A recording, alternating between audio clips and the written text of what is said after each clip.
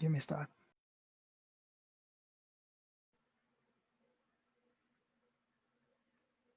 Hi, good night, everyone, and welcome to the Psychology of Domestic Violence and Trauma seminar.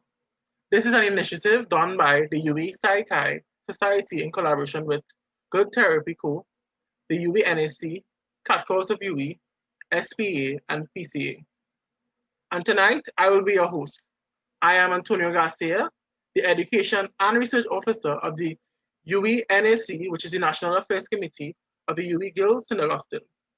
And tonight I am honored to be your host of such a significant effect where awareness would be spread through such a ubiquitous occurrence that is plaguing our nation and region.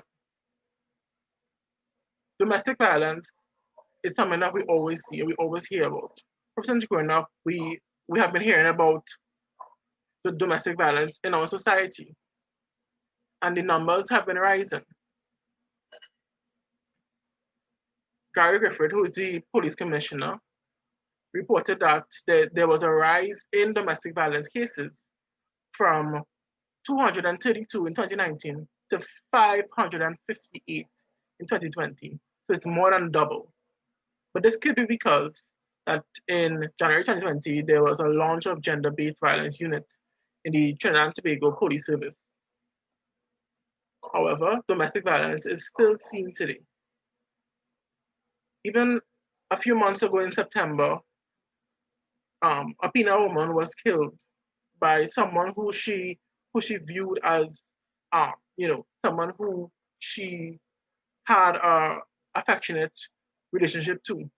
And another situation where a woman was killed in Woodford Square, and this was by somebody who she considered to be someone she loved and someone she had feelings for and stuff like that. So these situations are still happening till this day, and not much is seen because this topic is still seen from my perspective as something that is taboo, and not much is said about it because people don't like to have these conversations that needs to be said. So on today's proceedings, I would like to introduce our first speaker, which would be Miss Neola Zama. Miss Neola Zama is a holistic psychologist with 2 decades of experience at a master's level. She has worked as a tertiary lecturer and trainer in suicide intervention.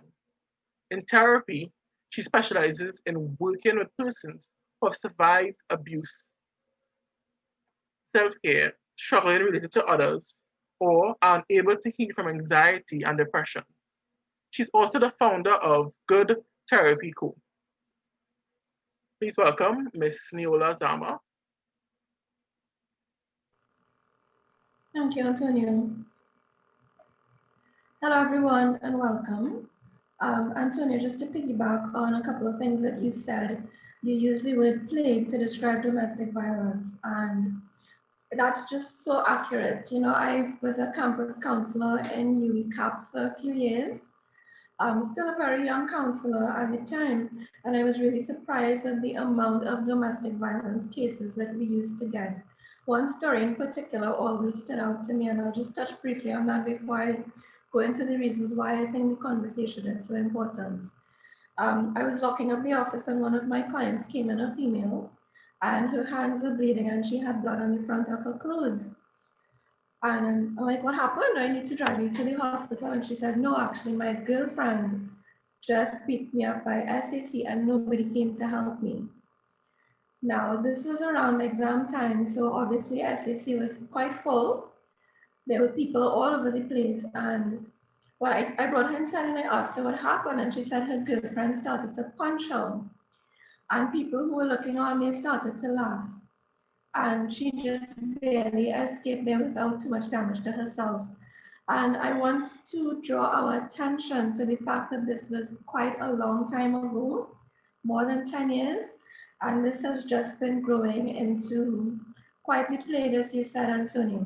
And it's very important for us to have these conversations because domestic violence and abusive relationships, they are not a private issue that happens at home between families or between two people. It's very much a community and a national issue. And persons who have witnessed domestic violence, as I did growing up in my extended family, and persons who have experienced it as victims, they never heal just one-to-one in the bubble of the abusive relationship with the person who's abusing them. They always heal in community, and that community is people like us. So university communities, school communities, healthcare, religious institution communities, social, your friendships, your relationships, and communities of therapists like myself. And if we continue not talking about it, what we do is really two things. We keep the issue a secret, and secrets have a way of growing in power when they're kept in the dark. They grow and they expand and they spread. And what we do when we keep the secret of abuse as well is we don't give the victims permission to speak.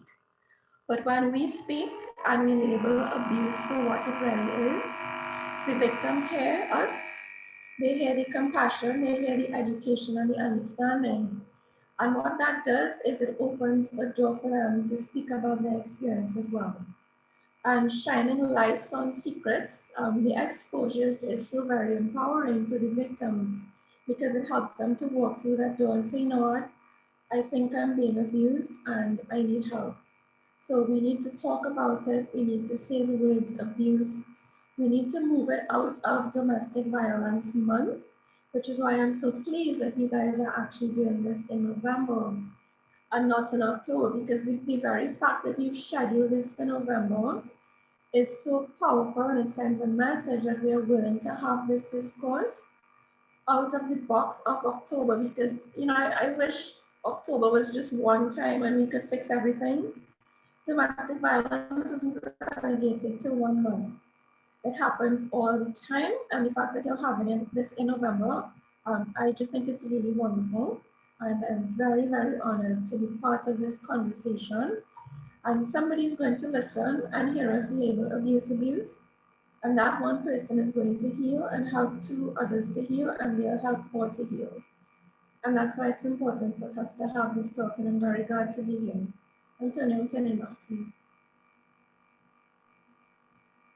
So that's some great awareness that we got from Miss Zama.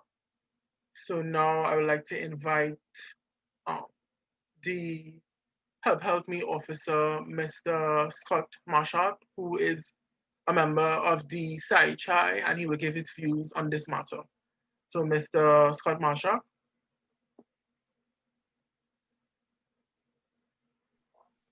Hi everyone. Thank you. I'm very happy to be here and to be raising awareness for this issue. Like I just want to kind of echo what Neola would have just said, which is that we need to be constantly raising awareness, because this is really a topic that is very much considered taboo. We don't talk about domestic violence. We don't talk about mental health. We don't talk about the cultural stereotypes and notions surrounding gender that that contribute to domestic violence. And we're using the term domestic violence, but as Neola just said, she gave that account of the girl whose girlfriend would have been she would have been the receiver of her girlfriend's attacks. And that would not be considered domestic violence under the Domestic Violence Act. A more appropriate term for it would actually be intimate violence, intimate partner violence, I should say. And again, it goes back to gender and how we think about the relations between what it means to be a man, what it means to be a woman, and the relationship between those two things. And I think I'd just like to start by saying, a big part of why it is that that people in general, and not just women, as I said, because it's not just intimate partner violence is not something that just happens with women, but with men as well. Is you need to show them support. You need to know, they need to know that they have a support system. They need to know that it's not their fault. Because a lot of the times, I think we have a culture, especially in Trinidad, where we're quick to say, well, she looked for that, he looked for that, right? So, we need to start letting people know that we are here to support them, that they do have the support system, that they can show themselves some self-compassion, they can be kind to themselves, they can get help, and in doing that, it really will help to raise awareness, to kind of lower the amount of incidents that are being reported, and the amount of incidents that go unreported as well for a number of reasons. So I'm really happy to be here and to be talking about this. Thank you. Thank you very much for that, Scott, on the enlightenment on such a significant and integral topic that is still plaguing our society, as we discussed. And on doing some research on this topic, I've seen that a recent study in 2018 said that 1 in 3 persons, or 1 in 3 women in a relationship experience domestic violence in this country. And that says a lot. And there we have a culture in Trinidad and Tobago where most of the times, women are seen and, women are taught that they have to be subservient to their male spouse, or even in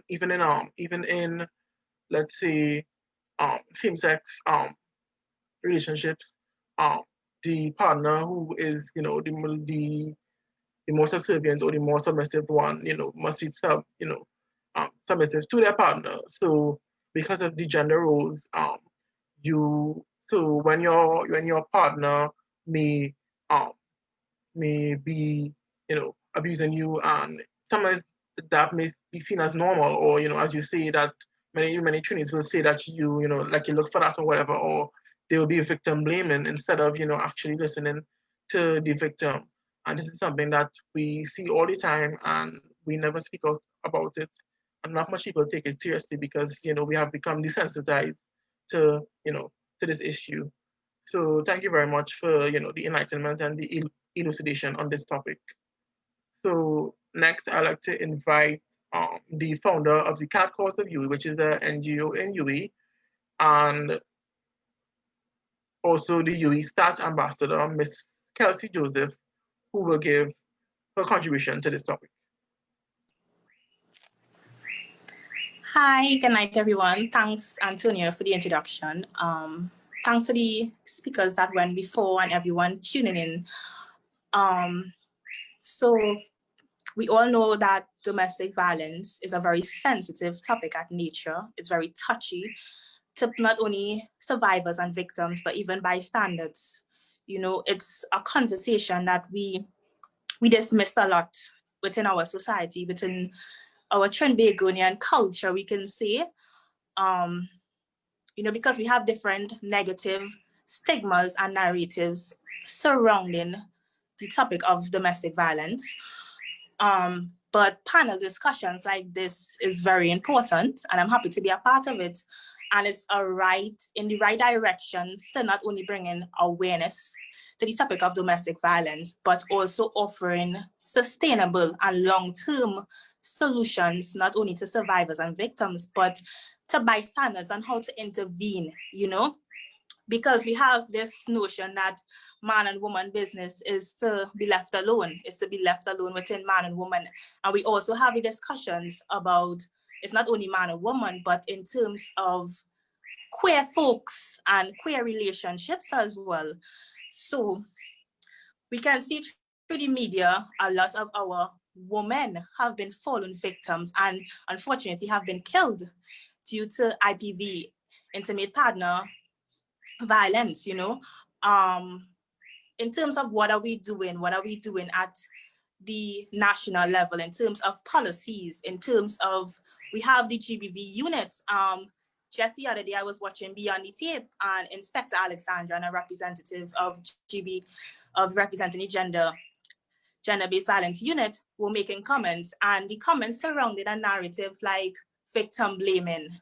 Why is she still there? Also, it have policies or laws that are implemented where women or victims of domestic violence have to leave the home. Why is this the case why are perpetrators are to be left in the home in the comfort of their home? Why are not the victims there? So, and we have seen through media coverage the headlines of, for example, our Commissioner of Police, Gary Griffith, have not taken accountability when the woman from Penal was beheaded in the middle of the day by her partner. And it saddens me to know that we are victim blaming, that there were reports made and they were saying that she herself did not make reports. So what is it? We are not doing enough at a national level. Due to COVID and the implication and effects of COVID-19, a lot of people are frustrated. A lot of people, we have to be mindful that everybody is impacted by COVID-19, but the implications on people who live in domestic violence within the home, it's a very reoccurring problem within our society with the wider Caribbean. And I think that both men and women are victims. They suffer differently because, for example, the stigma against men, they go unreported. But what I will say is that we need to do more. We need to do much more. We need to be better as bystanders. We need to change the narrative, and we need to save more lives.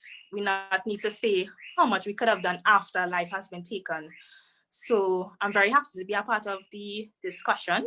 I'm here to learn, I'm here to engage, so I can't wait for the other speakers after me. Thanks, Antonia. Thanks so much for that, Kelsie. And I'm really glad that you brought up that, men can also be, in domestic violence situations. As you know, in this country, sometimes people make comedy out of, out of something like this. So as you know, I don't know if you guys would remember, but a few years ago, there was this popular series with puppets.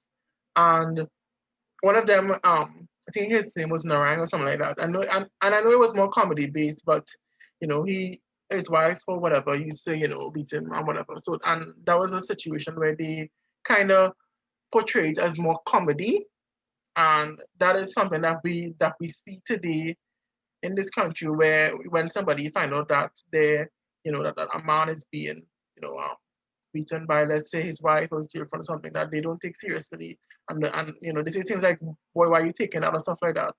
So I'm glad to hear that you brought some awareness to that aspect also, even though we know that in most cases women face this issue more, but it still happens to men in society. So the next person I'd like to invite is Miss Emily Bachan, who's the president of the Student Psychology Association and the PRO of the PSI CHI and Peer Counseling Association. So Miss Emily Bachan. Hi, everyone. I Good night. must say that I'm really honored to speak on this platform because domestic violence is a very prevalent issue that we are facing in Trinidad and Tobago. And it is something that is hushed up, like most families, they will be like, you can't say these things, don't talk about it, and it is something that we need to talk about, like Miss Neola said. We need to say the word abuse. We need to talk about these things, emotions, physical abuse, and everything that goes with it, because if we don't talk about it, the problem will always be there. And I really feel like the survivors or victims, I would say, of domestic violence, they need all the support that they can get. And there are bystanders and there are people out there that sometimes they're looking on, they know what is happening, they have some information, but they're too afraid to get involved. But I would say people they need to get involved, they need to show support. There are hotlines, give contact information and that kind of thing to any family or friend that you know that is suffering or is a victim of domestic violence. So that's my takeaway from this, and I really hope that people could step up, encourage people to talk about it, because if we don't do that, we are just going to be in a position where families will have broken homes, and it will just have like this cycle that will not end, and we need to destigmatize it.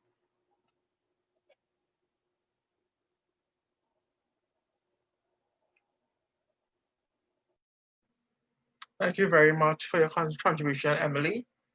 And I certainly agree that that's a cycle that that seems to not be ending because we tend to not focus on it, and not much is being done, because of this and because of COVID too.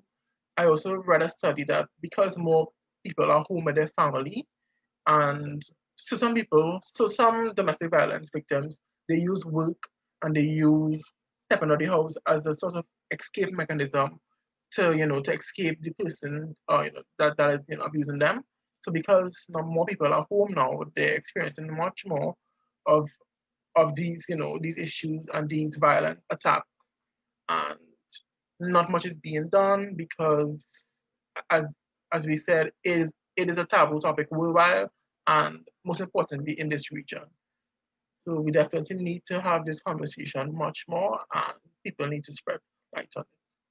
So, and finally, the next person that I'd like to introduce is Ms. Cindy Andrews, and she's the secretary from the Peer Counseling Association, and now she'll give a contribution. So, Ms. Cindy Andrews. Good evening, everyone. It is a pleasure to be on such an esteemed panel.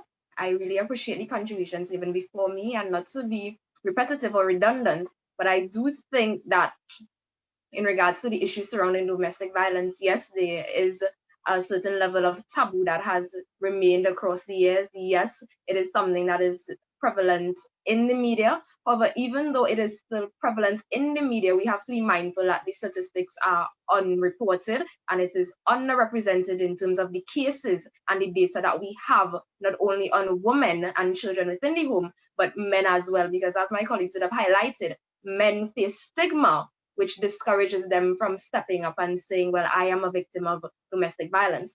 I really resonated with what Neola said in terms of having an experience on campus with persons who were victims, and I assume survivors, hopefully, because no other report said otherwise, of domestic violence. And I think that sitting on this panel, at least one other person can say they were either a witness, someone who survived, or someone who had a direct or indirect experience with domestic violence and intimate partner violence to some extent. And from my experience, because every year that I was on campus, I had at least one visual instance of seeing couples on campus have a physical dispute. And it was shocking to me because in the last instance that I saw, there were people there. And Neola spoke about the importance of community. However, if your community is unable to recognize that this is a form of violence, that makes it difficult for you to be able to seek and access help.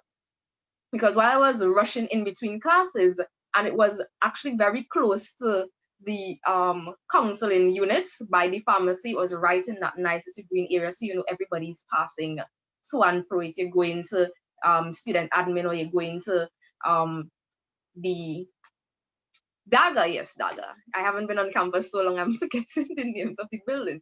And it was very unfortunate because even when we tried to intervene, my colleague and I, the community made it very clear that we should not try to even stop the instance from happening, because we had this extremely big individual. This was a heterosexual relationship. So there was this big male that was pelting the young lady stuff across and getting physical with her. And her community was just there to console her after the fact. And then they were still providing him with the opportunity to still access her to give whatever form of apology he saw fit. And the persons that were even trying to intervene and stop it from happening were being barred from having access to even get her to CAPS so that she could get the necessary psychological help.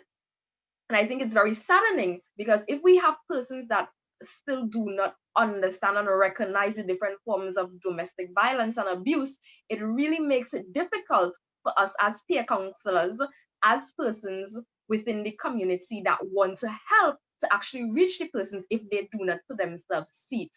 And then we will go to the terms like Stockholm Syndrome, and we try to wonder why persons still stay within the relationship and why they are not leaving. But if within that space you are unable to see the problem, you will continue to live the narrative.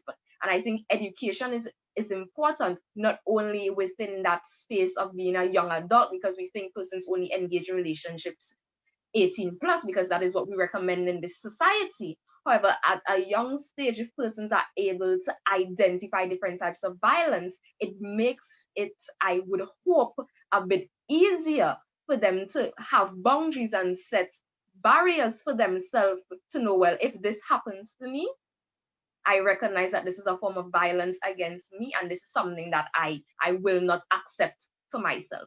Because what makes it difficult to reach somebody is if, for instance, violence for them is if the person hits them to the point where blood is drawn, while a form of violence and abuse to someone else is something as not simple, but to the lesser extent of, if you hit me once, that is it, I'm not going through that with you. That is where I draw the line. And people have different boundaries and barriers. And when we look at the implications of gender, culture, and personal factors, it really makes it, yes, sensitive, but also technical to navigate, because sometimes general solutions to the problem will not always be the best fit.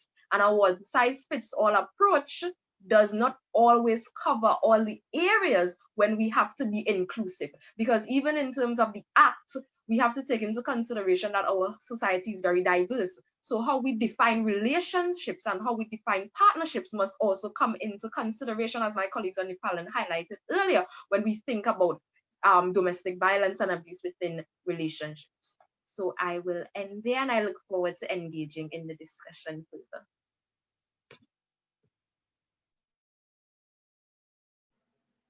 Thank you very much, Ms. Andrews, for your contribution.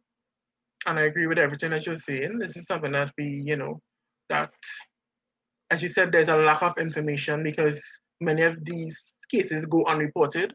So the statistics that are there are from ones that are reported, but it isn't as much as, as one would like to conduct different studies on this topic. So on doing some research, I found out that domestic abuse could have many psychological effects on someone. And it could increase mobility in terms of your psychological mobility. Many persons may seem to have depression. They may have thoughts of suicide. They may resort to substance abuse because, they may see it as a sort of escape, to escape their frustration and their stress. And it could also trickle down to if the couple have children. Children can, it can affect their schoolwork. It can affect their growing up and their mental health. So this is a topic that has many trickling down, and it's like a domino effect. Once somebody is experiencing this, or people around them, it can definitely affect their psyche and their mental health. So now I would like to move on to a different segment where I'll be asking questions, and I'll invite different members of the panel to, to answer the questions and to provide some sort of education, some sort of awareness on this. So the first topic is exploration and education. So I'm going to ask a question, and anyone can answer if it's good. So this is a topic that this question is asked by many people who looking from the outside. So many times when we see a domestic violence couple, one would think, why is she staying, or why is she still there? So my question is, why do women stay in abusive relationships? So we know that this is not something that is as simple as So why do women stay in abusive relationships? Antonio, I'll take this one. First of all, let's put this into context. So domestic violence is a very complex issue. And leaving an abusive relationship where there's any kind of intimate partner violence is a very long difficult, complicated process, right? Now, just to start on the very basic level, the brain of a person who is being abused is different from the brain of a person who's not been abused, right? In fact, the brain of someone who has been constantly abused, and there are different types of abuse. So there's economic, physical, spiritual, mental, verbal, emotional, okay? The brain of a person on abuse is very much like a person who is addicted to gambling, which is not to say that the person is addicted to the abuse, but you're looking at the brain pattern, right? And there's something called, which I won't get into too much because I don't want to teach it like a class, but I'll just say what it is. There's something called positive intermittent reinforcement, which makes it very difficult for the brain to break off. So think of it like you're spinning the wheel, what's it called, roulette? Now you can spin that wheel 10 times and you never win. So you go there on a Saturday and then you go back to the casino on a Sunday and you spin that wheel twice and you win $50,000. Now the reward center in the brain is going to light up because it's just gotten a prize. But what happens with the brain is there's no way for the brain to predict when this prize is coming. And that hook is extremely addictive. So you're constantly in search of that prize, and before you know it, 10 years later, you're stuck in a gambling problem. Now, a person who's in an abusive relationship, we have to remember the person isn't being abused all the time, right? There's the person that they fell in love with. So that partner is nice sometimes, they're caring, they're loving, they're romantic. And that lights up the reward center in the brain where it feels like you've just gotten rewarded, and so that's a prize. When you don't know when that loving person is going to come back, you get hooked into staying in the relationship because there's a hope the nice person is going to come back eventually. When they say I love you in that phase after the abuse and in the honeymoon phase, I love you, please forgive me, let's pray about it, here's some flowers, let me take you on a date, let's go for counseling.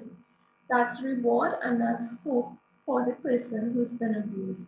And so we have to remember that the brain is not functioning as it really should, right? The second thing is, when a brain is in pain, it literally cannot make a good decision because the executive functions of the brain are trying frontier, they literally go offline when you are in pain and in survival mode. So I always tell my clients, Tabanka is actually very real because there are physical symptoms of Tabanka because the brain does not distinguish between a broken heart and a broken leg. So when the person is in pain, this goes offline and the back of the brain goes online, and the back of the brain there is just concerned with survival. So sometimes we look at a situation and we are calm and we're not being abused and we're at peace. And we look at the person being abused and we think, what were you thinking? But the truth is, they're not actually thinking at all because they are constantly in survival mode. And the nervous system is just looking out for danger so that they can stay alive. So they're not able to map out a route of escape.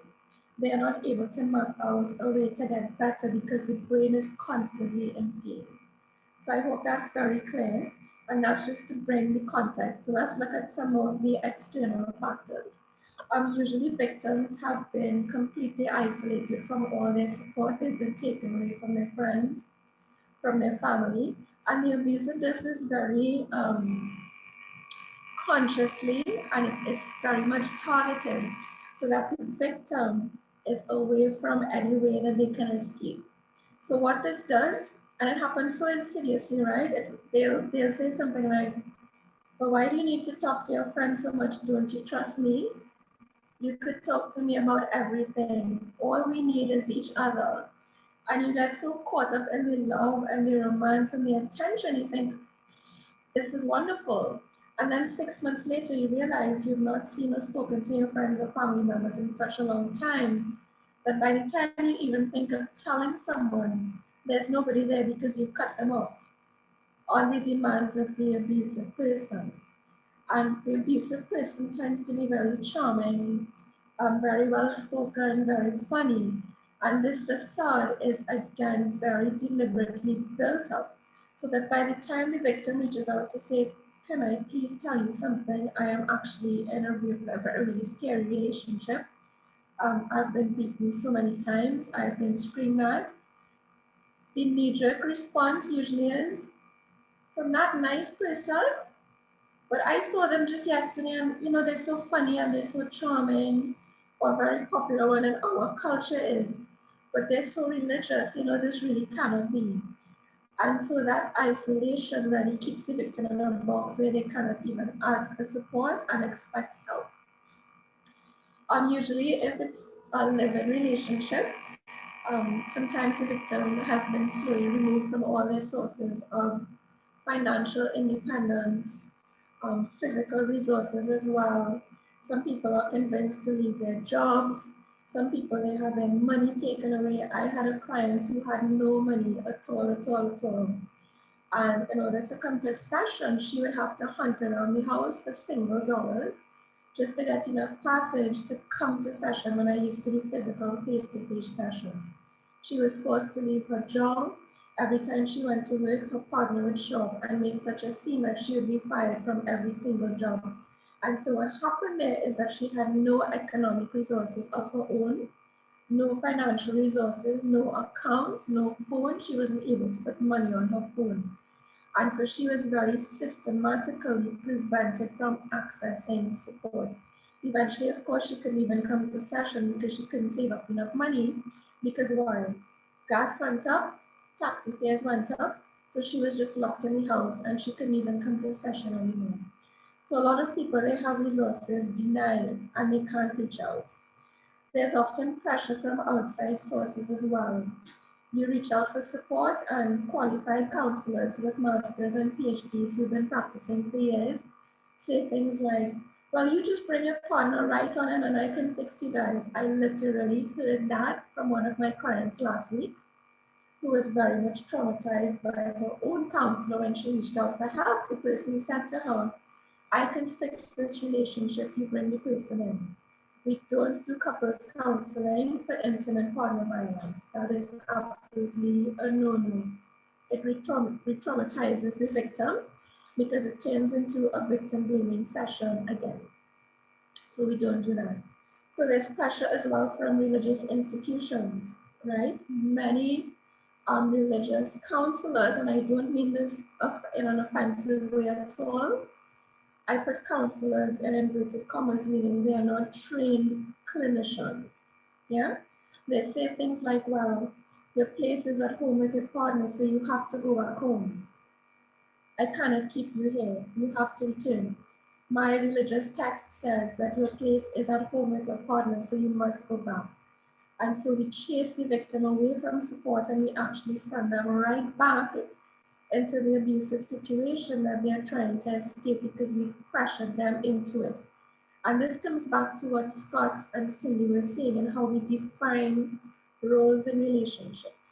We don't prioritize safety for someone in relationships. It's almost as if you're in this relationship and you've lost the right to be a dignified human being who is worthy of love and support and safety. You've lost your identity when you go into this relationship, right? So I have to be the submissive partner. I must go back.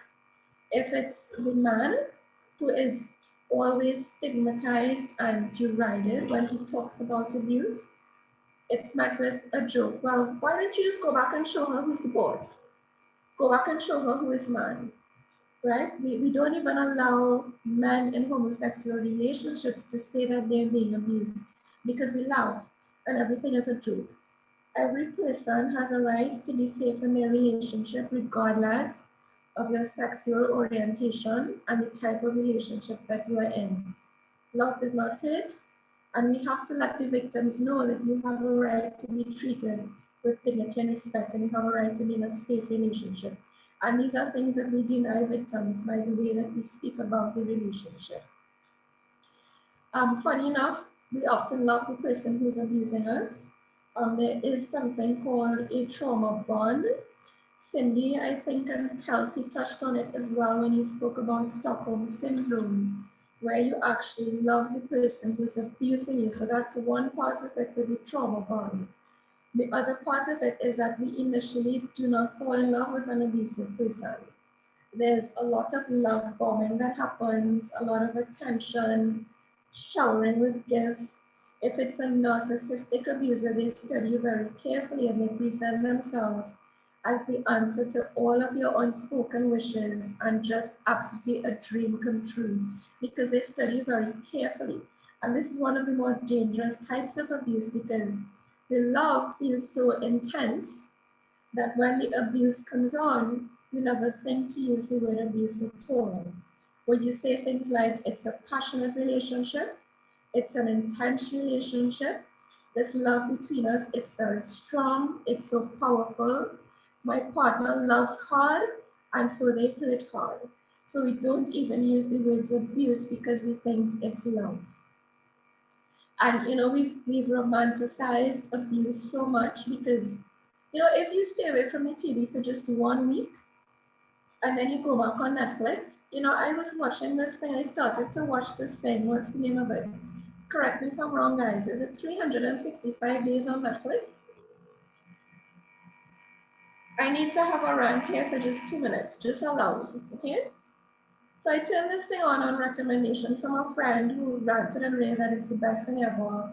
The guy is so hot. The passion is so awesome. You need to watch this thing. So I went on and I turned Netflix on and I started watching this thing. The first thing I was hit with was this child trafficking within like the first 10 minutes, okay? And the guy is saying, well, we don't accept children in crates because that's not the business that we are in. And the businessman says to him, this is actually a good shipment because there's a 12-year-old and you can keep this one for about a year. So my alarm bell started ringing because child trafficking is something that's very close to my heart. It's a cause that my husband and I, we support very strongly. So I had to fight like the vomit back down because I'm thinking a 12-year-old, is this funny? Are we actually watching this? And then his son is looking, I think, at the binoculars at this woman who's walking on the beach and she's in her bikini or whatever. And the father comes and says to him, you need to stop playing around, you need to get serious. And then it clicks to me, hang on, this person is going to kidnap this woman for 365 days. And she has 365 days to fall in love with him. Now, folks, correct me if I'm wrong. This is a movie about kidnap, rape, assault, coercion that ends up with the victim of Stockholm Syndrome saying that she's in love. This is intimate partner violence at its finest. And I was brokenhearted to see when I went back on Netflix that it was the top 10 in Trinidad and Tobago. And I don't think we were looking at this to research intimate partner violence. I think we were very much entertained by this travesty of a movie. And I am labeling it as a travesty because we need to know that this is nonsense. We need to know that this is not helping us in the fight against human trafficking or intimate partner violence at all. It's not entertaining when you have to kidnap your partner and rape her into submission. And I'm saying that if we are looking at this and we are being entertained as a society, we have a serious problem and we have a lot of work to do. And I would invite you to not watch it at all. And please do not contribute to any rubbish like this, making it on the top 10 list again. Rant over.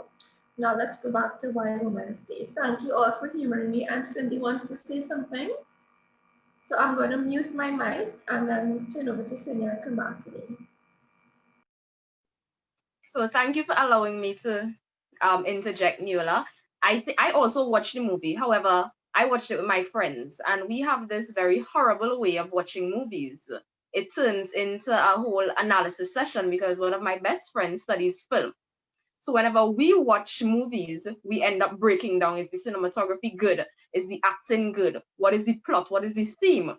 Now, I am torn in between. Yes, I understand what you're saying in terms of it being a travesty. However, in terms of it, to some extent, documenting what happens in those instances, I think we can't simply write off movies like that in the entertainment industry because it does to some extent document some of the real experiences, however poorly, of persons who have had that type of interaction on that level. So yes, in terms of the entertainment not actually being educational, that is a huge problem for me. But I think raising the awareness of persons engaging with the material in a more analytical way does help us to understand that, yes, this is what it looks like if you're not aware of it. Because as you said, one of the reasons why persons stay, and Scott and other panelists would have touched on it, is because they are unable to identify, define, and actually recognize when it happens to them. So I will let you finish and then I will tag back in. Thank you, Cindy. That's a level that I didn't think of, so that's quite accurate. What I would love to see on Netflix are documentaries with survivors speaking about their experience. I think that would add in not just the level of entertainment, but the education that we so desperately need. Because, it's so difficult for us just to say the word abuse. There are many times in session when I have clients who've been abused when I use the word and they recoil. So I have to be very sensitive about when I can even introduce the word, because very early on in my career, and I started 18 years ago, 18 and a half, I would come right out and say, this is an abusive relationship. And it would frighten some people off and then they would never come back. So we really need to be educated and use the word abuse. So I'll just touch on a couple of things more before I turn back to Antonio. A lot of the reasons why people stay in abusive relationships is because they're afraid of what would happen if they leave, because abusers, especially those who engage in physical abuse, they retaliate sometimes in violent, and as we have seen, often deadly ways. And victims are often threatened: if you leave, I'll hurt the children, I'll hurt your puppy. And that's not something to laugh at, because threatening pets, that's actually something that's very strong, in that it holds the victim to stay. Threaten pets, threaten to kill themselves, or threaten to keep the children. I had a client actually who was quite savagely beaten by her spouse. And what he did after beating her, he immediately went to the police station and made a report and said that he was just beaten. And the level of thought that went into that was, quite analytical and very sophisticated. And what we realized weeks later, what he was doing, he was actually building a case to prevent her from leaving, so that he could have said, she's an unfit parent because she's beating me. So he was planning for her leaving because he was sensing that she was about to leave. And so he trapped her into staying, because he would have then been able to say to the court, I have this report that she's beating me, let me keep the children. And of course she was forced to stay. So people often stay as well because they're afraid. And sometimes we jump quickly into telling a victim, you have to leave, without realizing the context and the circumstances that the victim is in. Sometimes it's actually more dangerous for a victim to leave, because then they're stalked or weapons get involved.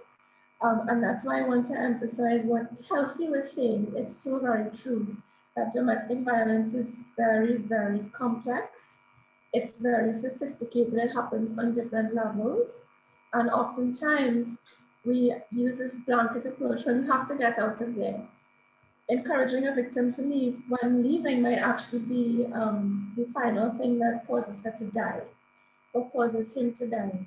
So we cannot use a one-size-fits-all approach. Sometimes, and I'm choosing my words very carefully, sometimes it's wiser to stay and plan for safety and plan to leave in a safe way that we can preserve your life and the life of your children, right? So that's what I have to add to why persons stay. I think is it Kelsie or Cindy coming in, because I see a video is popping up. So I'll mute myself and turn over to Antonio to Kelsie. Hi, I definitely agree with all your points, Neola, and Cindy's points made as well. I think we definitely need to change the narrative of, but she looking for that, she's staying. Definitely we need to have the conversation that it is complicated situation women face in violent relationships. It's not as easy that we think. And a lot of people make the comments as that, and we need to shift from that negative narrative, because it doesn't help victims or survivors. It just victim blames. Also, just touching on other reasons why people mistake is that although all the reasons were mainly touched by Neola and Sydney, I will also want to just say is victims wanting to be a savior, believing that, remember, starting up the relationship, it doesn't start as abusive, you know, that they could change them, you know, that with love cures all, which is, love is a very positive emotion, but it can't cure abuser. Abuser needs to seek professional help from a professional, and victims and survivors are not professionals. They themselves need to heal from the trauma, and they themselves need professional help. And abusers need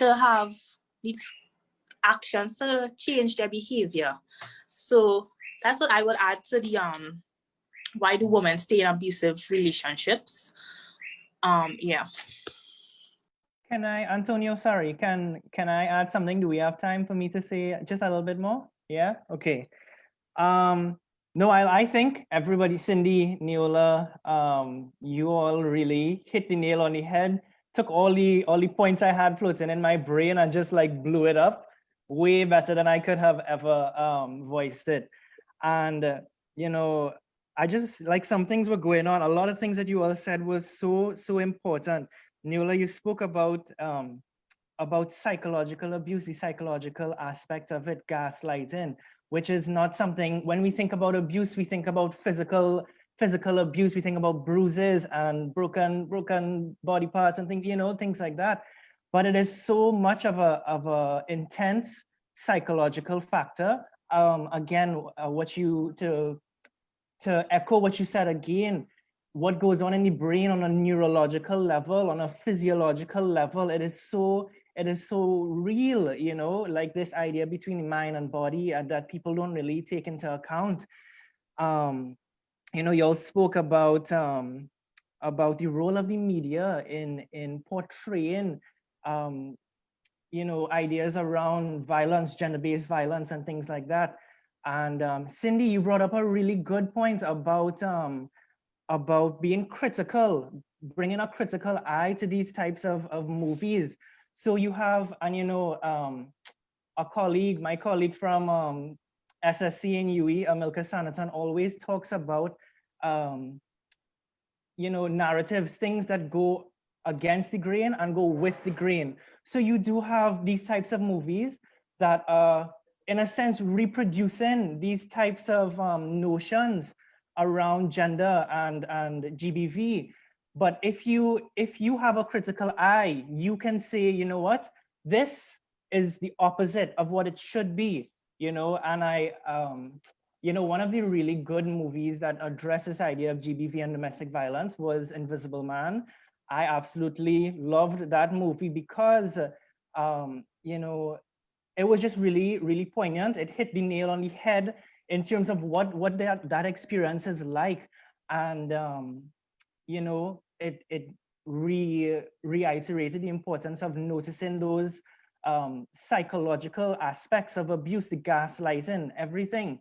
And I think there is a notion in society that gender-based violence occurs at lower levels of class. You know, people who are uneducated, people who are poor and things like that. But that is a totally erroneous notion. It happens at all levels. You know, what I would go out on a limb and say, and this was you know, reiterated again in The Invisible Man, is that the higher you go up that social ladder, is the more invisible perpetrators of domestic violence, of gender-based violence become, because they have the power, because they have the means of remaining invisible and going unseen, you know. And just to bring it all back home, I just wanted to say that, you know, this idea of the media's role is, it's important to notice. It's important for us to raise awareness against these types of things, against these types of notions, against hegemonic masculinity, against GBV, against domestic violence, and we really need to think about change in a very radical way. And I went to the Indo-Caribbean Women's Empowerment Summit the other day, and they talked about this idea of radical change.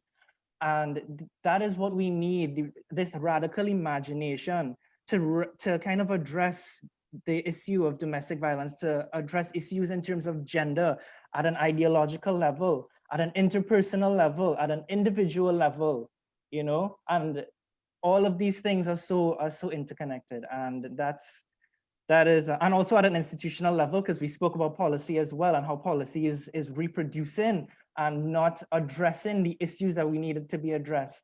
So that's all I have to say on that.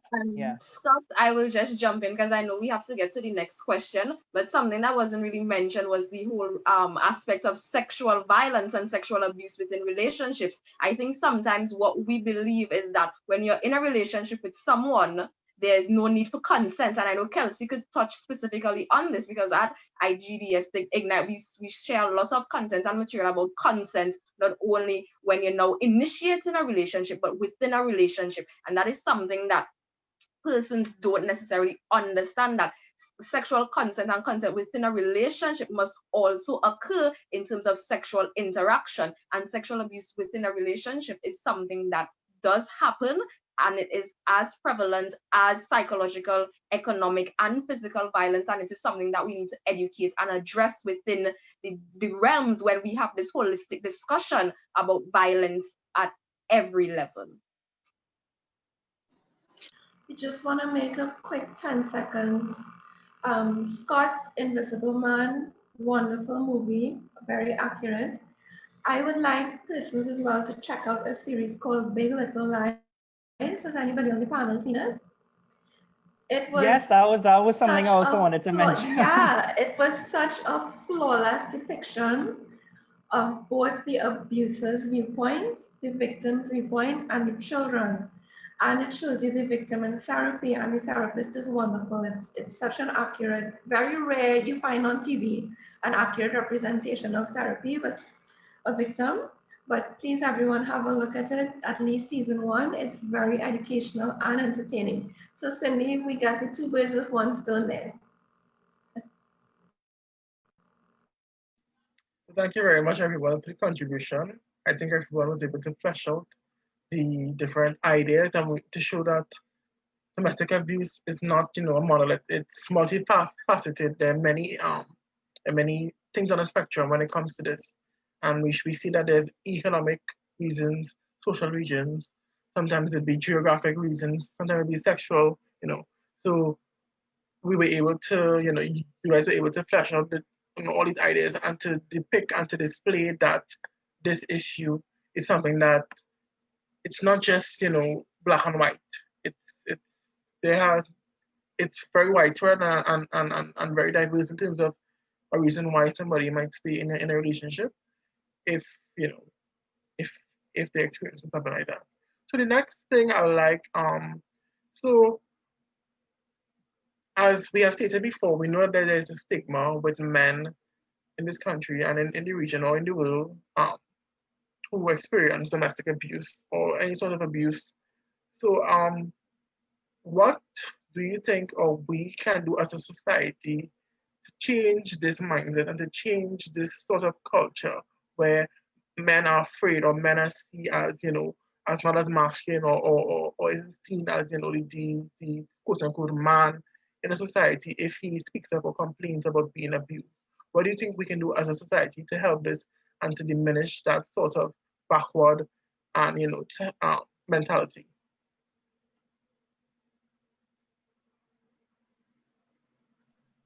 So I can, does anybody want to start, or should I get the ball rolling? Go ahead, I'll speak after. Okay. Yeah. I think like I just said, the idea of radical change, because that issue, that stigma is because of very harmful cultural ideas, stereotypes, notions surrounding masculinity, and which are rooted in patriarchal ideology, which is rooted in homophobia. And you know, we see these notions every day. Like, you know, if a guy walks down your street and, you know, he walks a certain way, he doesn't talk a certain way, he doesn't wear the right things, it's like, you know, he's lesser than, you know. And I think that to break down that stigma, it really does require us to do the kind of work that we are doing here on this panel, raising awareness, breaking down stigmas, cultural bias, all these ideas of what it means to be a man, and you know, that is something that, you know, somebody else on the panel will probably be able to expand on a little bit better than I can right now. But it is something that I think is so, like I said, radical. It's something that requires an entire uprooting of everything that we know as it is, which is very difficult to do. And actually, I think, you know, it can be quite, you can become quite disillusioned when you don't see the type of changes that you want, to a certain extent over a certain amount of time. But it is needed, and you know, the Institute of Gender and Development Studies is doing the work to break down these stigmas. You know, other institutions like Silver Lining Foundation, like CADV, like, you know, all of these stakeholders involved in the fight for gender justice is doing that. So that's all I'll say. Thanks, Scott. I think you made really, all your points were valid. Just to add to them, definitely the Institute of Gender and Development Studies is definitely doing the work, the necessary work that is needed in our society to challenge all of these societal norms and stuff like that. I will definitely say that men do experience domestic violence. We need to, that's something that a lot of persons don't wrap around their head. They neglect it. Majority with probably women are more victims and fall more victims to domestic violence that we need to note as well, but men do experience it. We often hear that men don't report the abuse by women or girlfriends because they feel embarrassed. They don't think anybody will believe them. A lot of times I also heard that police officers as well laughed or don't believe them as well, other family or friends.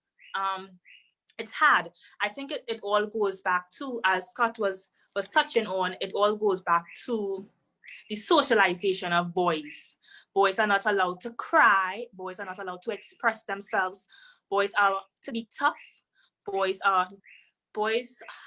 what is to be the ideal man, the ideal heterosexual man in society. And the ideal heterosexual man is made up of a lot of toxic masculinity, and anything close to expressing yourself is deemed as feminine or homophobic.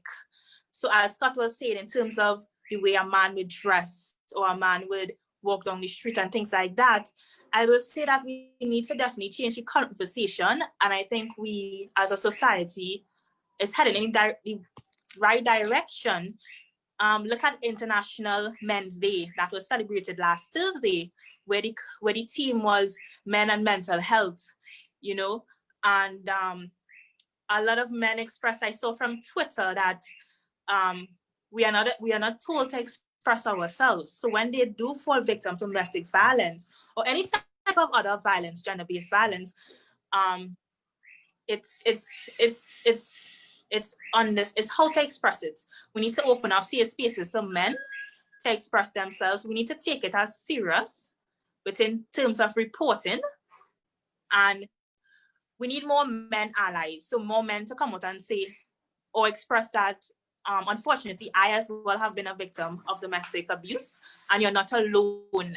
So more men can see more men as heroes, I guess, in terms of they can relate to, and it's okay to come and say, I've experienced this.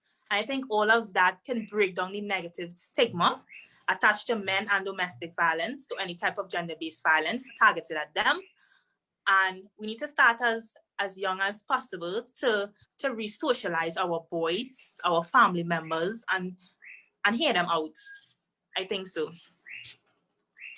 And Kelsie, I just want to add to that really quick before somebody else goes. Now, what you're saying about that thing with the police service, the police service does need to be sensitized and needs more strategies for understanding and dealing with these situations of domestic violence, especially as it pertains to men.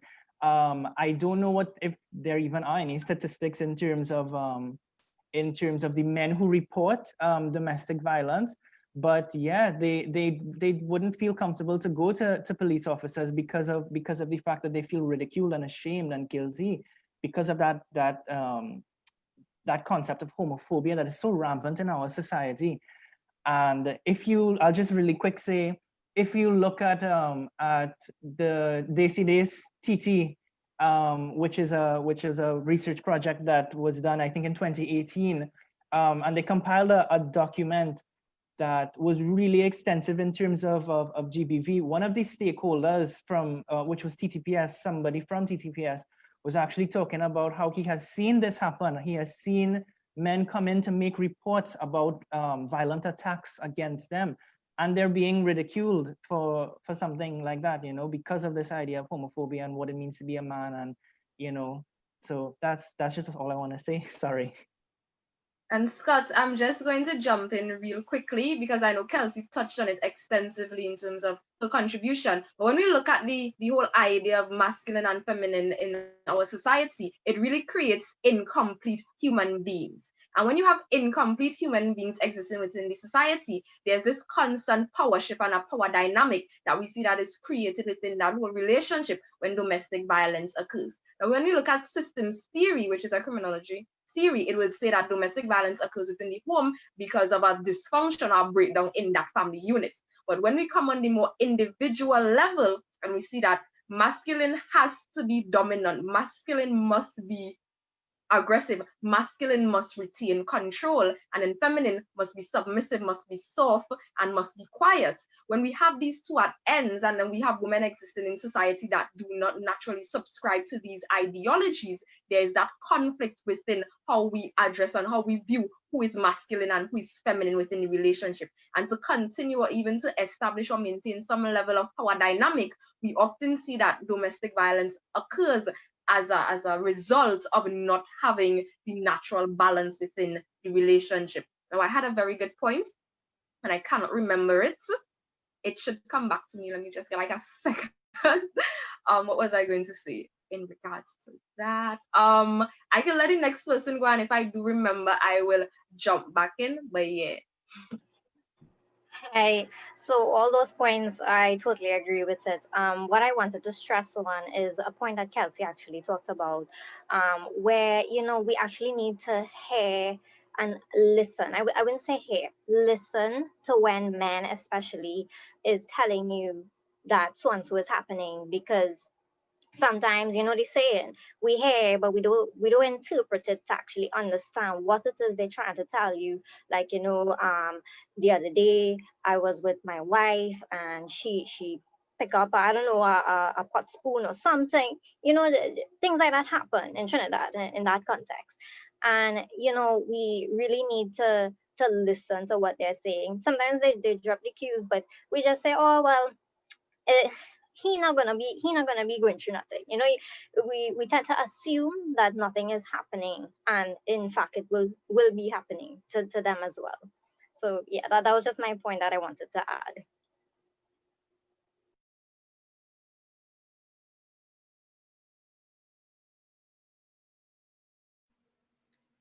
Thank you very much for your contribution on the topic. I'd also like to add something.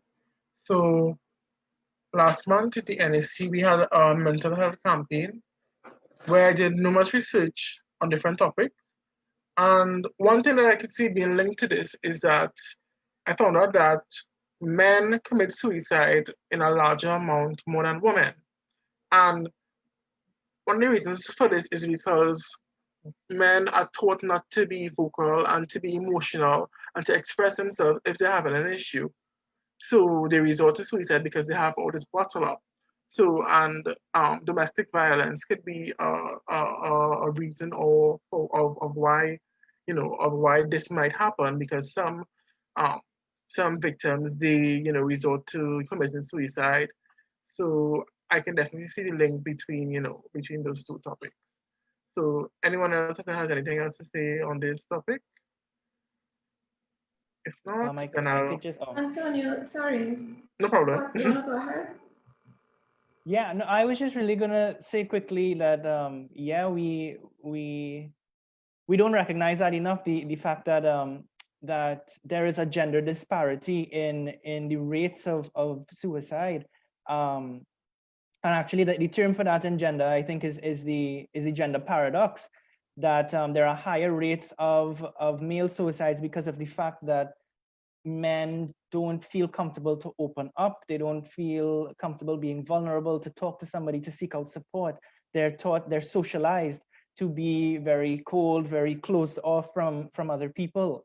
And that is in itself is very problematic, but also the reason why it's all, another aspect of that, why it's so high for men, is because men usually tend to use more lethal methods of suicide, which could potentially be linked back to socialization again, what it means to be male and female and things like that. So, and Dr. Margaret Chatur, she talks about that. She talked about it for Mental Health Awareness Day, and I think she would have given statistics about that from that she would have gotten from the TTPS. And also another aspect of that is that suicide rates in men are particularly high in Trinidad with regards to the Indo-Caribbean population. So we're seeing all these patterns and all these trends, and how intersectional all of these things are, that nothing happens in a vacuum, So that's all I want to say. Neola. Well, Scott, you took what I was going to say, but I'll add something to it. So just to clarify a little bit, more women on a whole attempt suicide, but more men complete their suicide attempts because they use more lethal means, which then speaks back to the ease of access that men have more so than women to, like, guns, right, and ammunition as well. The East Indian community, male community, has the highest incidence of suicide, and that's actually directly linked to intimate partner violence. And there's a correlation with alcoholism as well. So these are very interesting patterns. This discussion could go in so many different directions, right? Why do we drink so much alcohol? Why do we celebrate everything in Trinidad and Tobago with a drink? Why do we not recognize that something is wrong with this? But that's a discussion for another time. I'm just clarifying something on the suicide there. Okay, thank you very much for the education on that topic. With the sense of who tries it and who actually finishes the suicide attempt, and also too, where Scott talked about the intersectionality, where different social issues intersect, and maybe a result of another one. That's also something significant. So I'm glad that was raised. So next question is that, so for someone who might be going through domestic violence and they don't want to talk about it, what tips or you would give somebody who is either somebody who is going through a victim right now, or somebody who is a survivor but may have long-term effects because they have been through something like that? So what tips would you give to them? So I'll start with this one, and I'll speak to what I go through with my clients. Okay, so I've divided this into, if you're a victim and you're living with the aggressor, and if you're a victim and you're not living with the aggressor, then I'll talk about the survival. So if you are not living with the aggressor, please limit how many times you allow the person to come to your home. For as much as you can, please actually avoid telling the person where you live.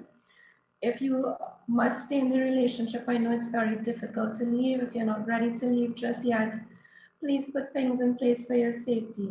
You must tell someone that you're living with what's happening, because you have to have an ally, and don't wait until it's too late to drop the emergency scenario on the person, because they may not be prepared to believe you. Tell them as soon as you can, somebody that you're living with, or a neighbor who you trust, somebody that's physically close to you, what's happening. Please know that this is absolutely nothing to be ashamed of.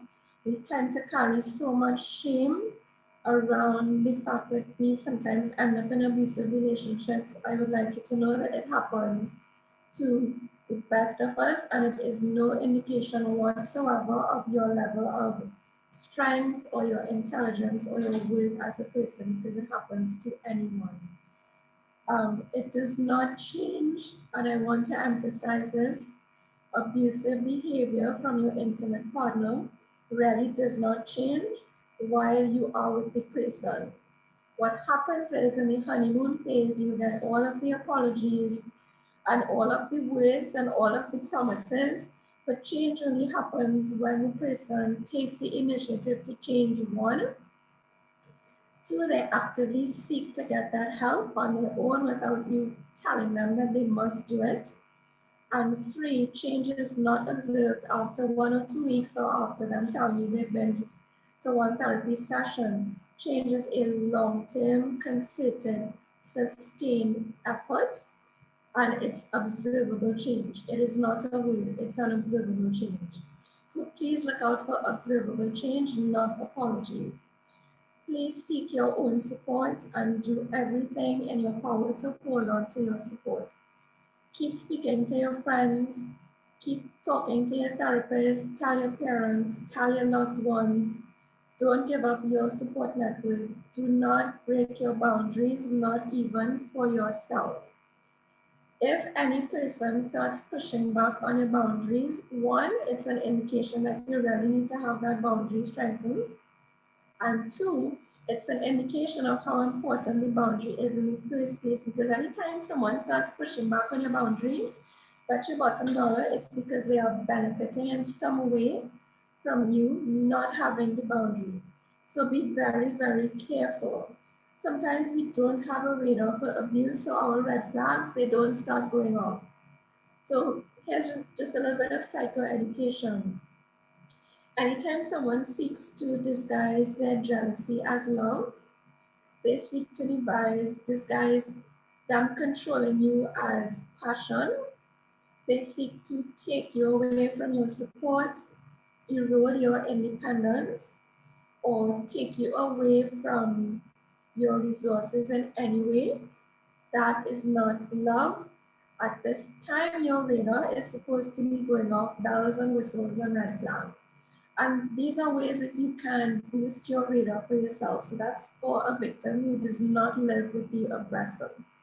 Now, if you are living with the aggressor, safety is absolutely paramount.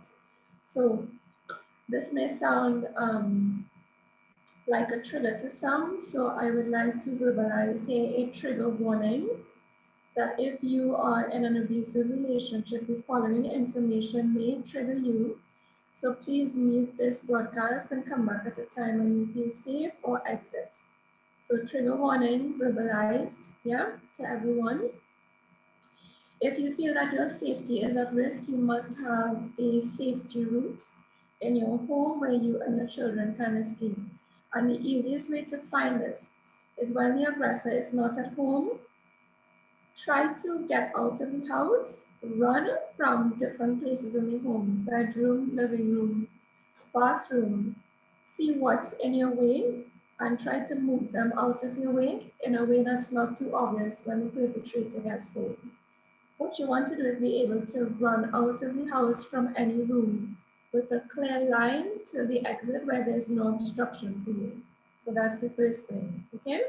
The second thing is if you can move anything that can be used as a weapon and just move it to a different place in the home so that you have a window of time to escape. So knives, ice picks, cutlasses, wherever they are, just move them to a different place in the home. Have what we call a grab bag, which is really an emergency bag that you can keep either someplace hidden in the home or outside or with a neighbor that you trust. And in this bag, you're going to put some cash, bank information written out, extra keys, a phone that has money on it, and numbers that are stored in it for people that you trust. Your birth certificate, passports, children's birth certificate. Keep this in a Ziploc bag, make copies, make sure it's refreshed at all times, and keep it with someone safe. Keep one person on speed dial that you trust. Again, we come back to allies and community. Speed dial is somebody that you trust that can help you. Keep the police on speed dial as well. And if you are in an intimate partner violent relationship, some things that you really want to look out for. So I'm going to piggyback now on Kelsie because Kelsie spoke about people have different thresholds. Yes, that's actually true, Kelsie. If your threshold is that you die or that the partner hates with children, you need to lower your threshold because that's too late. Lower the threshold.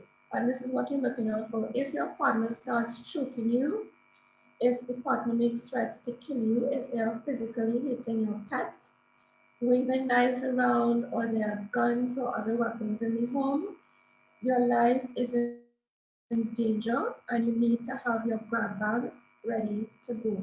Any violence that takes place from here go up.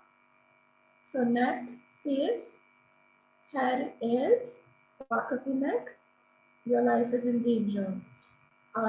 If you are choked, you can actually stifle days later because the muscle takes a while to swallow and you can die days after being choked. So please be very mindful that you are in danger. If there's any violence that happens here, go above. So you can get brain damage and die, you may go blind. So lower the threshold if you are home. If you are a survivor and you have escaped an abusive relationship, do not return to the abusive relationship. Do not return to it. It does not get better. It does not change. You deserve to live a life that's safe and peaceful. Please seek support from your community, a religious community that's safe, a friend who is safe, persons who will not judge your experience, therapists as well who are safe. And the biggest takeaway that I'd like to leave for survivors of abuse, please strengthen your boundaries and work on your red flag system.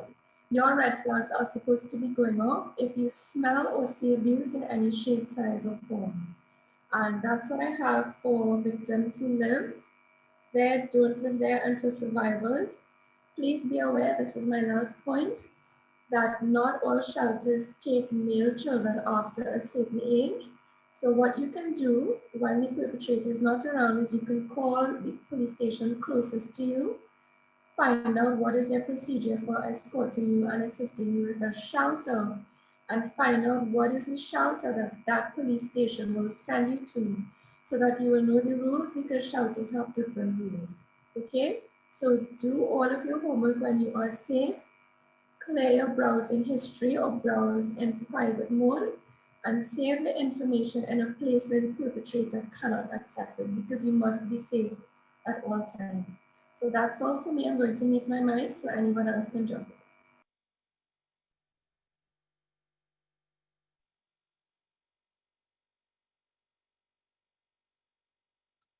Oh, I realized that we were having a freeze. I wasn't sure if it was just me, but my thing just froze. So I just want to add to what Neola said in terms of how can we as individuals who know persons who have experienced domestic violence, so survivors as well as victims, we have to remember that unless you have studied or you are engaged in the necessary steps to be a qualified clinician, counselor, therapist, that you are not necessarily qualified to give advice. Sometimes we have friends that give good advice and we think that they may be the best persons to reach to in order to get that level of healing and therapy. But I think one, we must quell the notion of being human therapists unless that's a qualified job description, because it does more harm than good.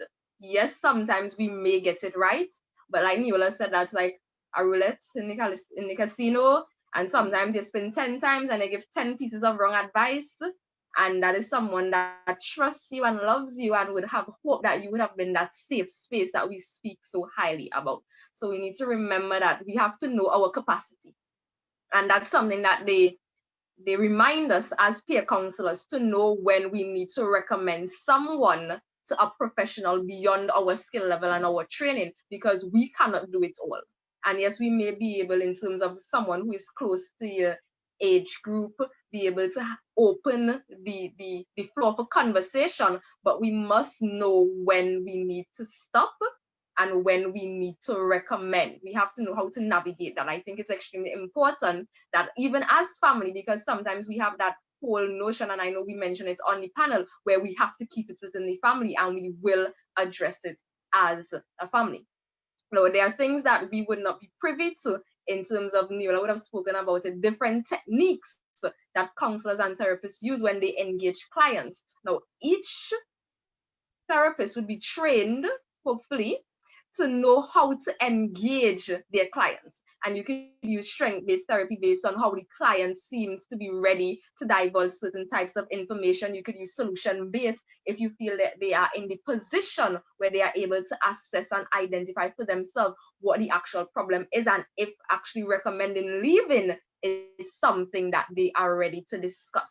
But for us as average citizens, we have to know to open that safe space to ensure that the trust that the person has within us, we are able to maintain it.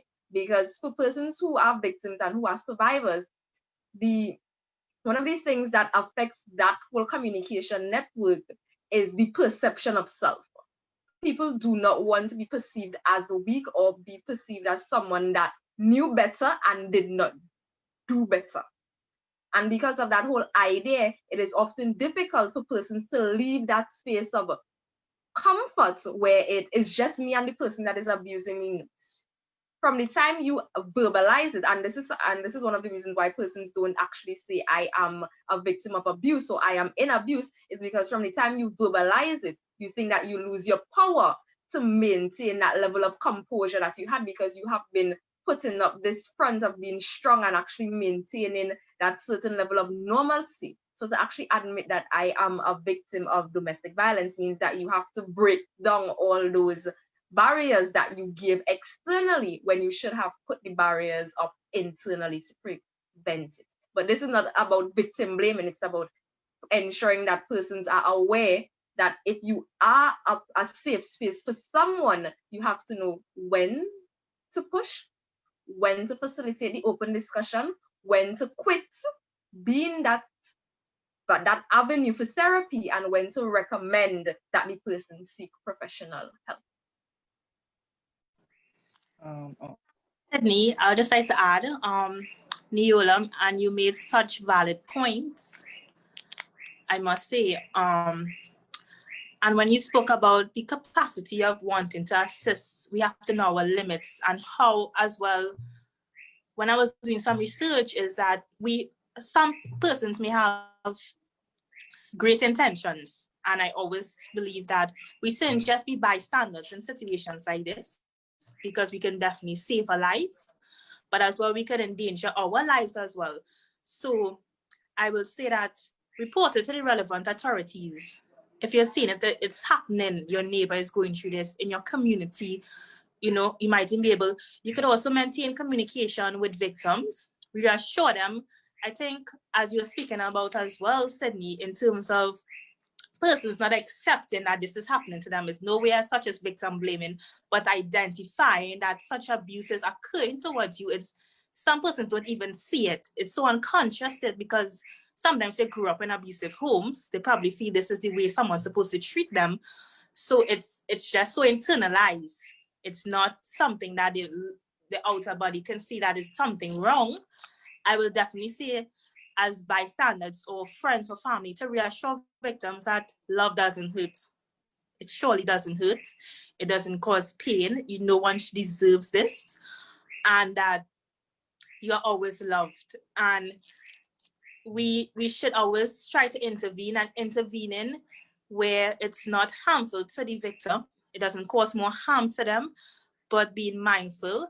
Neola has suggested some very good techniques that we could all learn, incorporate into if we ever encounter situations like this. So I would definitely say that's my part on this as well. So yeah.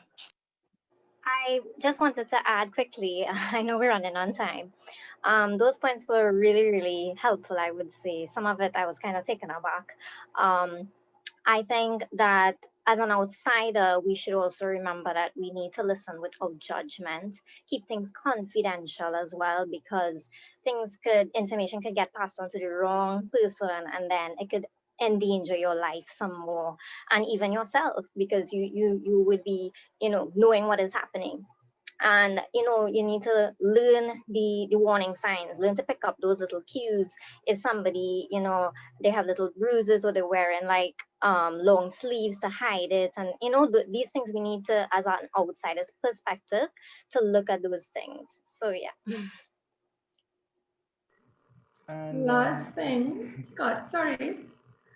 I'll turn back to, I'm just saying the last thing. So Antonio, I think we are all actually touching on the last question, which is how to support people that we know are in abusive relationships. Please be very careful when tagging the person in any posts talking to abuse. A lot of times the aggressor is stalking them on social media, going through their phone.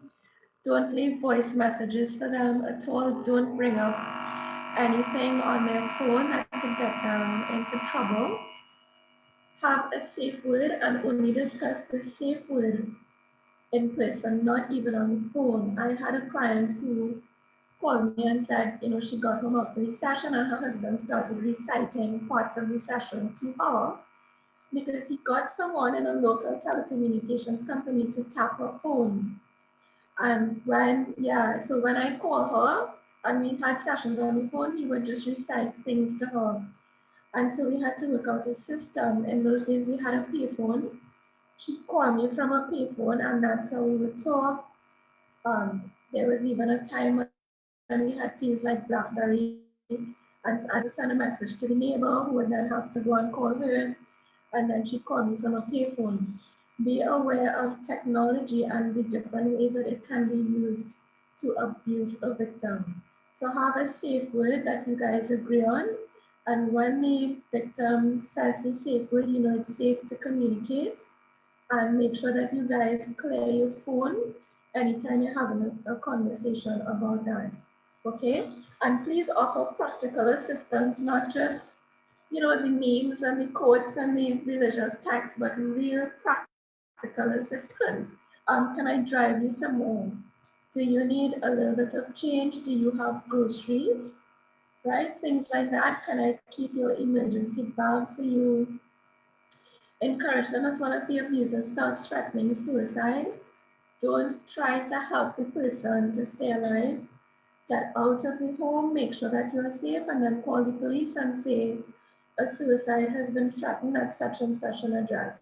Don't try to save anyone's life on your own. Okay, these are practical things that we can do to support the victim. Scott, I'm muting and I'm turning over to you. I know you have something to say. I just really wanted to add a point that is not an immediate suggestion in terms of the way that you're giving advice, which was very enlightening, by the way, Neola. But I wanted to speak to what Cindy was talking about in terms of who we choose to turn to when it is that we are in, violent relationships.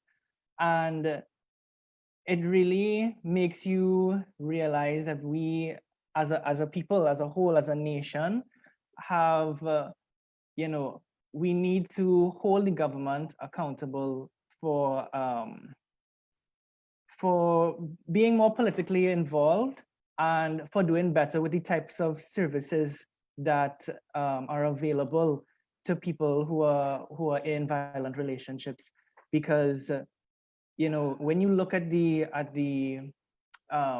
National Women's Health Survey, you know, it says that 100,000 women in Trinidad and Tobago will experience sexual or physical violence from an intimate partner, and 11,000 of those women are probably still in that relationship. So, and then again, 40% of the time, the person that they choose to go to confide in is usually their mother. 29% of the time, it's a friend. So, and that is because of the fact that we don't have proper systems in place, because, you know, people don't feel comfortable to go to TTPS, police officers, and this is all, you know, if you look at I'm not just saying this off of my head, off of what I think, but if you look at the document, the DECIDE's TT document, it talks about how, you know, we do not provide adequate services for women to feel comfortable and welcome to come to the TTPS to report an incident. A lot of the times, the way that they report these incidents too is not taken seriously. It's inconsistent. They have, and I mean, this is me getting a little bit into some of the things that we need to do to bridge the gap in terms of helping women with addressing domestic violence and intimate partner violence. But yeah, they have like a very archaic system in terms of recording data, and we know that data is responsible for informing policy and legislation and all these types of things. Again, everything is so interconnected. So to just conclude, what I'm trying to say is we really do need to continue to raise this awareness. We need to hold the government accountable. We need to hold space, have better services for people to reach out and to seek aid. So that's all I'll say.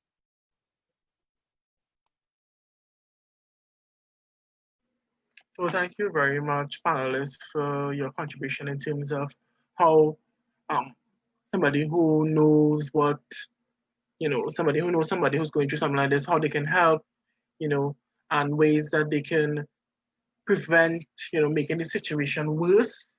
Because, you know, sometimes we may want to help someone, but the things that we do, we may not know, or that what we're doing might put the person more at risk. So thank you very much for bringing some awareness and elucidation to this, and also to tips that people who are going through this can, you know, can benefit from.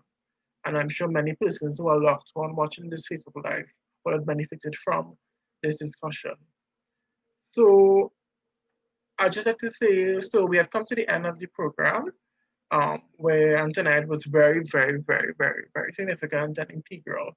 And I know that the viewing public would have learned different facets of, you know, of this pertinent issue that is still, as I said before, plaguing in society, and especially in our country.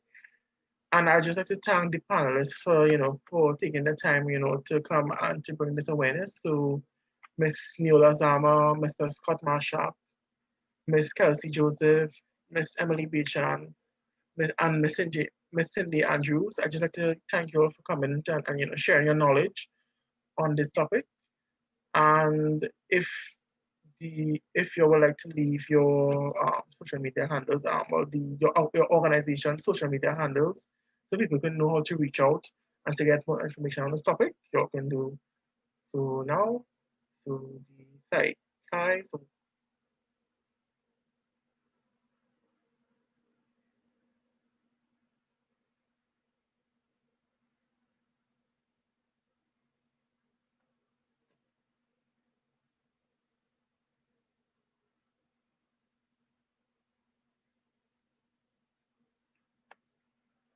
So that is all for our session.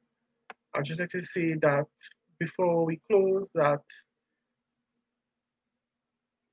it's time, it's more than time that we should stop take these things and see it as trivial. It's more than time for us to speak about it more and to hold the different persons accountable who could positively, you know, contribute to something like this.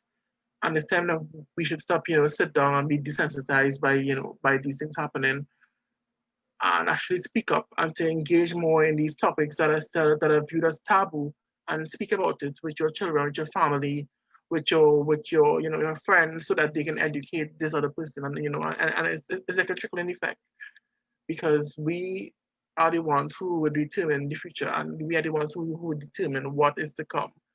So yeah, that's what I like to see. So I just like to thank the participants and the viewers for coming to viewing our psychology of domestic violence and trauma seminar. And I hope everyone has a great night and continue being safe. Bye, guys. Have a good one. Bye, Bye, everyone. everyone. It was great. Bye, everyone. Bye, everyone. It was a pleasure. Bye, everyone. Nice to meet all of you.